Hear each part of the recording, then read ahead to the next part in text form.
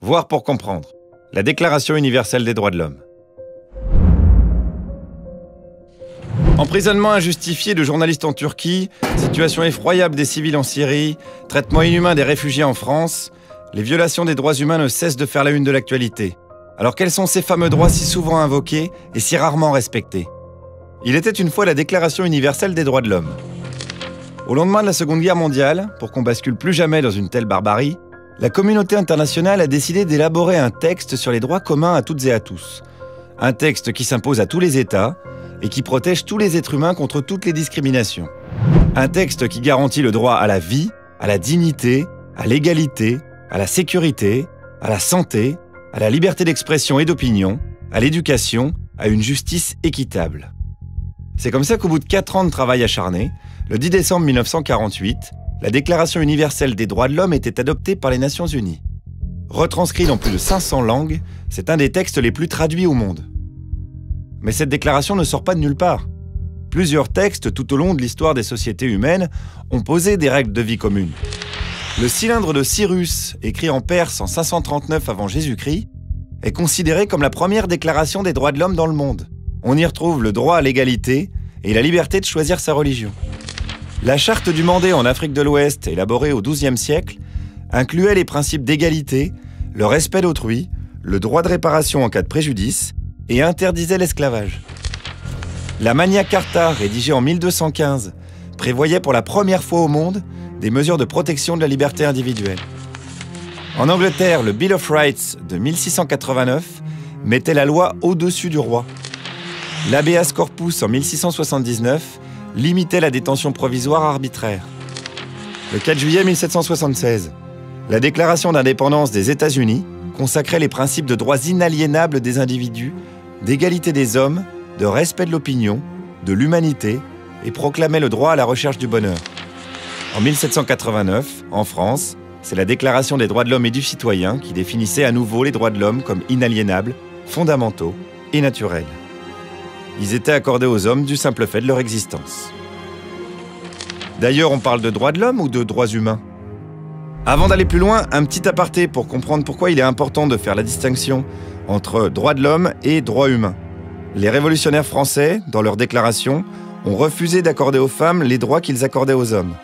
En parlant de droits de l'homme, ils privaient donc la moitié de la population de ces droits. Même si ce n'est pas le cas de la Déclaration universelle des droits de l'homme de 1948, l'expression « droit de l'homme » conserve une certaine ambiguïté. C'est pourquoi à Amnesty International, parmi d'autres organisations, nous avons choisi d'utiliser en français l'expression « droits humains » depuis 1997. Alors quels sont précisément ces droits? Ces droits, regroupés en 30 articles, assurent la protection fondamentale de la personne et de sa dignité. Le but de l'ensemble de ces droits est la protection fondamentale de la personne humaine et de sa dignité, en temps de paix comme en temps de guerre, et quel que soit le régime politique d'un État. Le premier article est le plus connu. Tous les êtres humains naissent libres et égaux en dignité et en droit. Ces droits sont répartis entre la première, la deuxième et la troisième génération. Les droits de la première génération, ou droits civils et politiques, remontent aux déclarations des droits de l'homme de la fin du XVIIIe siècle. Ils sont énoncés pour permettre à chacune et chacun de se défendre contre les abus des États. On y retrouve la liberté d'opinion, d'expression, de pensée, de religion, le droit des minorités, l'interdiction des discriminations, de la torture, de l'esclavage. Les droits de la deuxième génération, ou droits économiques, sociaux et culturels, sont apparus en réaction à l'appauvrissement et à l'exploitation des populations au cours du XIXe siècle.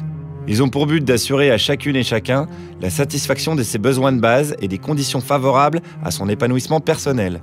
C'est le droit au travail, à la sécurité sociale, à la santé, à la formation, la protection de la famille, des enfants, qui engagent l'intervention de l'État. Les droits de la troisième génération, droits collectifs ou solidaires, émergent dans les années 70. Ce sont les droits au développement, à la paix, à un environnement propre et sain, et le droit des peuples à disposer d'eux-mêmes. Quels sont donc les grands principes qui régissent ces droits? Nous avons tous une vision personnelle des droits humains. Elle est issue de notre histoire, de notre culture, de nos valeurs. C'est pourquoi, pour que nous puissions jouir de nos droits fondamentaux, quel que soit l'endroit où nous vivons, d'où nous venons et qui que nous soyons, les droits humains sont universels, indivisibles et inaliénables. Universels.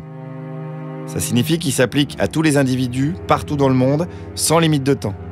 Chacun peut faire valoir tous ses droits et toutes ses libertés proclamées, sans distinction aucune, notamment de race, de couleur, de sexe, de langue, de religion, d'opinion politique ou de toute autre opinion, d'origine nationale ou sociale, de fortune, de naissance ou de toute autre situation.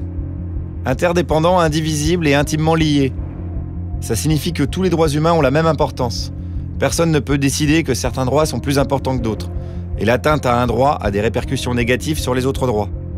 Prenons un exemple. Si t'as pas de maison, donc tu dors dans la rue, tu dors mal, t'as froid, tu risques de te faire agresser, tu tombes malade, si t'es un enfant, tu vas pas à l'école, si t'es un adulte, tu trouves pas de travail.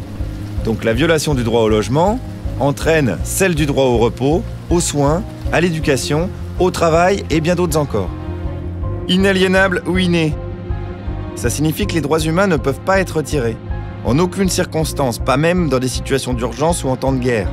Ils sont inséparables de l'existence de l'homme qui les possède dès sa naissance, du simple fait d'être un être humain. Où en sommes-nous aujourd'hui ? On peut se réjouir. Au XXe siècle, de nombreux progrès ont été réalisés. La peine de mort est abolie dans un nombre croissant de pays, des instances internationales comme la Cour pénale internationale sont mises en place, le traité sur le commerce des armes permet un contrôle de plus en plus efficace, le mariage pour tous devient légal dans certains pays, et de plus en plus de gens ont conscience qu'il est impensable de vivre comme si ce qui se passe à l'autre bout du monde ne nous concernait pas. Bon, on se réjouit pas trop longtemps non plus, parce que malheureusement, dans de nombreuses parties du monde également, des personnes sont emprisonnées ou tuées pour leur opinion, la torture est encore pratiquée, des millions de gens subissent des discriminations en raison de leur couleur de peau, de leur religion, de leur sexe, des milliers de personnes fuient quotidiennement des pays en guerre, sans trouver l'asile et la protection qui leur est due dans d'autres pays.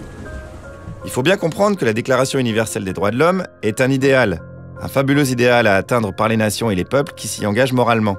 C'est pas un texte de loi, c'est un texte non contraignant qui n'est pas valable devant un tribunal. Alors qu'est-ce qu'on peut faire pour que cet idéal devienne une réalité ? Faire triompher l'idéal des droits universels, c'est une affaire de conscience collective et de responsabilité de chacune et de chacun d'entre nous pour le bien de tous. C'est un fait, la déclaration est contestée et attaquée tous les jours. Elle n'est pas respectée dans sa globalité, alors que chaque violation nous fait courir le risque de plonger dans la barbarie. Alors oui, n'ayons pas peur de refuser toutes les dérives, sans exception. Si on subit une discrimination parce qu'on est différent, c'est inadmissible. Si quelqu'un est arrêté sans raison, c'est inadmissible. Si quelqu'un est battu dans un commissariat, c'est inadmissible. Si un enfant ne peut pas aller à l'école parce qu'il est rom, c'est inadmissible. Au niveau national, le rôle des États est bien entendu primordial. Ils doivent veiller à ce que toutes les personnes qui dépendent de leur juridiction bénéficient effectivement des droits garantis par le texte. Pour participer activement à l'application de cet idéal, beaucoup ont traduit ce texte international dans leur loi nationale. Cependant, il faut rester attentif car certains gouvernements, au nom de leur culture, ont adopté des lois nationales en contradiction avec des principes relevant de droits fondamentaux. Par exemple, les lois qui condamnent l'homosexualité.